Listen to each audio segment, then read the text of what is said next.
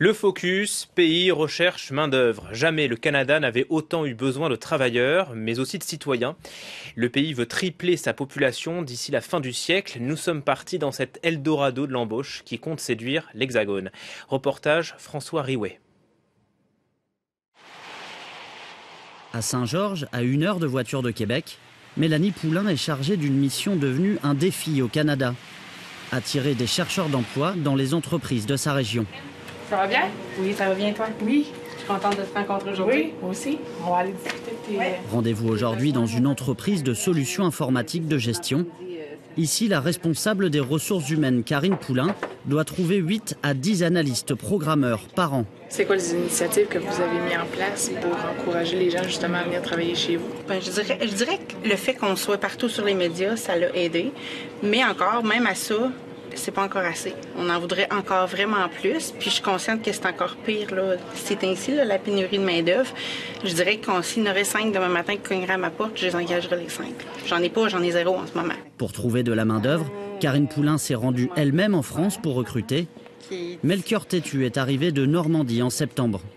Le cadre, que ça soit au travail ou même à l'extérieur du travail, c'est différent et c'est un choix personnel qu'on a fait pour venir au Canada et on ne le regrette pas du tout. Et on encourage même, on essaie d'encourager des collègues qui sont restés en France de tenter un peu l'aventure. Avec 70 employés et une croissance à 2 chiffres, CDID n'est qu'un exemple parmi de nombreux autres dans le pays. Maintenant, le taux de chômage ici en Beauce est rendu à 2,4 %. Donc, on peut parler du plein emploi. On a donc la mission d'aller faire la promotion de la qualité de vie en dehors de notre région. Où on sort notre épingle du jeu, c'est le coût de la vie en Beauce. En bout de ligne, il en reste plus dans les poches des travailleurs ici dans notre secteur que dans n'importe quel autre grand centre du Québec. Informatique, mais aussi marketing ou électromécanique. Les entreprises du réseau de Mélanie Poulain doivent redoubler d'imagination pour honorer leur carnet de commandes. Salut Nicolas! Bonjour! Ça va bien? Ben oui, bien sûr. Oui, je suis venue parler de l'embauche, des dernières embauches que tu as faites en France. Ben bien, on va aller voir ça. Et quand elles ne débauchent pas les meilleurs ouvriers en augmentant les avantages d'un poste, les entreprises d'un secteur comme celui de Nicolas Jean ratissent large, jusqu'à 6000 km à la ronde. On est un tissu très manufacturier ici dans la région. Donc, les gens s'arrachent les ressources. On essaie d'être différents, on essaie d'être les meilleurs comme employeurs. On se démarque quand même très bien ici. On a déjà gagné des prix nationaux comme meilleur employeur, mais ça ne suffit pas. Le taux de chômage est extrêmement bas. Donc, il faut innover, il faut sortir des sentiers battus. Actuellement, on fait une mission de recrutement en Colombie. On s'entend, c'est très loin ici du Québec. Le climat est différent, la culture est différente et la langue est différente. Mais on est rendu à trouver des solutions originales comme celle-là pour réussir à s'en sortir. Dans cette course à la main-d'œuvre, certaines localités s'en sortent mieux que d'autres.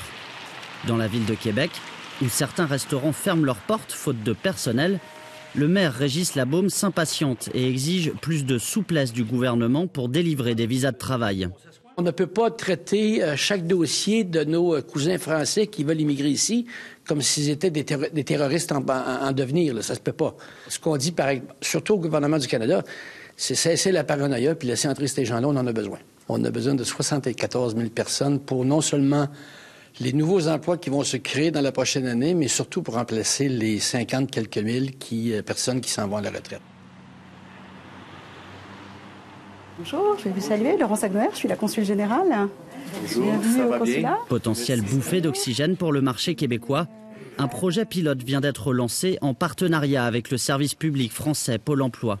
Depuis le 15 novembre, il y a une mise en ligne en continu sur le site de Pôle emploi international des offres d'emploi. Et puis sur les offres en ligne, alors par exemple, vous voyez la première que je vois, cuisinier, cuisinière dans un bistrot qui est connu de la ville de Québec. En tout, 30 secteurs de métiers doivent permettre une procédure accélérée d'obtention de visa.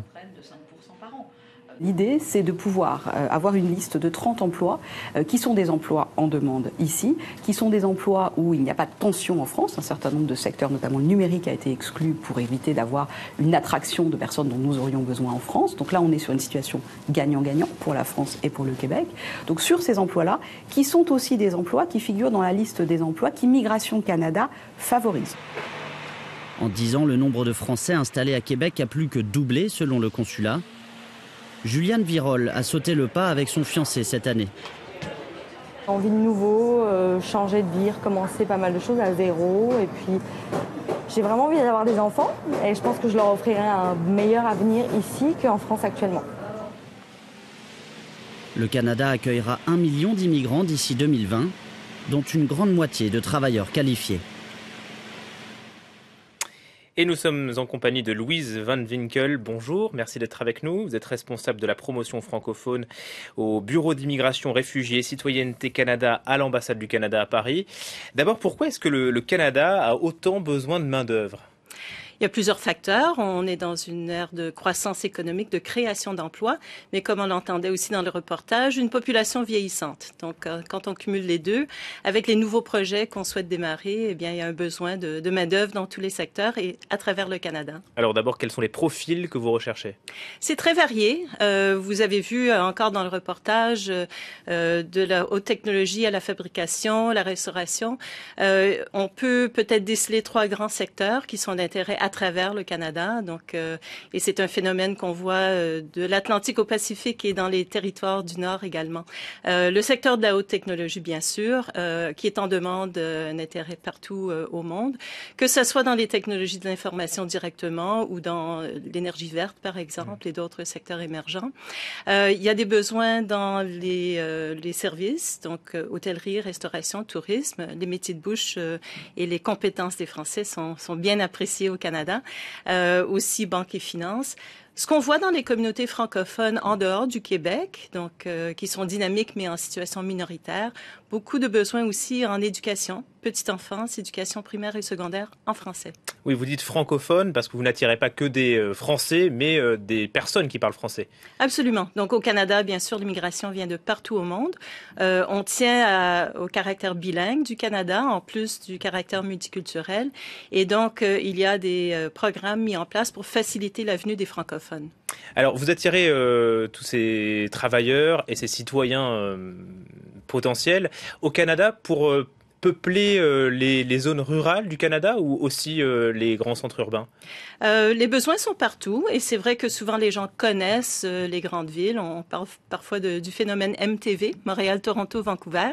Mais comme on l'entendait également, le coût de la vie, le pouvoir d'achat peut être plus intéressant ailleurs. Le Canada est un très, très grand pays. Ça fait 20 fois la taille de la France avec une population de 36 millions. Donc, il faut penser qu'une ville qui serait petite ici est une ville importante au Canada avec des universités, des centres de recherche et tout ce qu'il faut. Alors, faites-nous rêver un peu, quelles sont les conditions de travail au Canada? Plus de salaire, mais un peu moins de temps libre qu'en France? Moins de temps libre, effectivement. On n'est pas aux 35 heures. Et puis, les vacances sont plus courtes. Mais c'est vrai qu'il y a peut-être plus de souplesse. On encourage le télétravail, le partage de postes, la formation en continu également. Et je pense qu'on l'a vu dans l'ambiance de travail, une approche un peu moins hiérarchique parfois. Alors, je suis français, j'ai envie de partir au Canada. Je fais quoi? Vous vous informez d'abord, parce qu'il y a beaucoup de voix et il y a beaucoup d'informations, heureusement, qui est disponible. Déjà sur le site de l'ambassade, france.gc.ca, vous trouverez toutes les sessions d'information et on fait de plus en plus de façon virtuelle, donc par webinar, où que vous soyez. C'est un début. Ensuite, des salons d'embauche aussi, où les employeurs viennent recruter sur place. Et on le mentionnait, Pôle emploi, il y a des postes partout au Canada qui sont affichés régulièrement. Alors très rapidement, le Canada ouvre ses portes pour tripler sa population d'ici 2020, c'est 2100, pardon, c'est l'intention du gouvernement. Comment les Canadiens vivent cette ouverture? Il n'y a pas de slogan nationaliste là-bas? Ils n'ont pas peur de l'étranger? Les études qui sont faites reconnaissent que l'immigration est dans l'ADN du Canada et que c'est vu comme un facteur positif et nécessaire. Merci beaucoup Louise Van Winkel d'avoir accepté notre invitation sur France 24.